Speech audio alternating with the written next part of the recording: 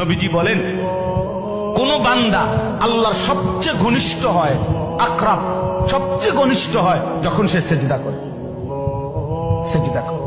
এজন্য আমার শায়েখ আল্লামা মুফতি মুশতাকুন নবী কাসিমি হুজুর সবসময় এটা বলে যে কোন বান্দা যখন সেজদা করে তো আল্লাহ তাআলা তার পিঠে মাথায় এভাবে হাত বুলায় দেয়, আদর করে। আল্লাহ আদর, আল্লাহর কুদরতি পায়ে সেজদা দেয়, মালিক তখন আদর করে দেয়, পিঠে মাথায় হাত বুলায় দেয়। আল্লাহ ডেকে বলে, আনিস আমারে সেজদা করছো না, ইরফা রাসা, উঠো, মাথা উঠো, ওঠো, বসো বসো।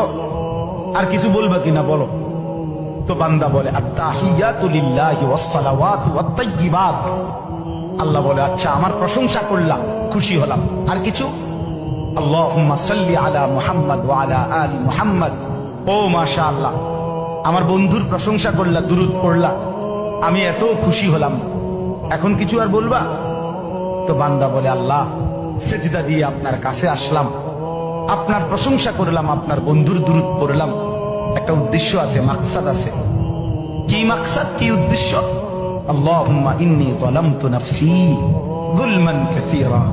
আয় মাওলা, আমি বড় নাফরমান মাওলা, আমার গুনাহ অনেক বেশি মাওলা, আর আমি জানি ওয়ালা ইয়াগফিরুয যুনুবা ইল্লা আনতা, আপনি ছাড়া আর মাফ করার কেউ নাই।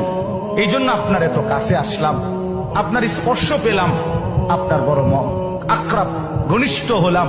উদ্দেশ্য হলো ফাগফিরলি মাগফিরাতাম মিন ইনদিক, আপনার পক্ষ থেকে আমারে ক্ষমা করে দেন। ওয়ারহামনি, আমার একটু দয়া করে দেন।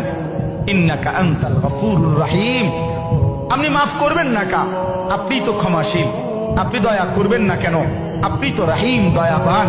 আল্লাহ বলে, কস কি রে বান্দা, এত আদর করে বললে মাফ না করি কেন? কি কইছেন এখন? আল্লাহু আকবার।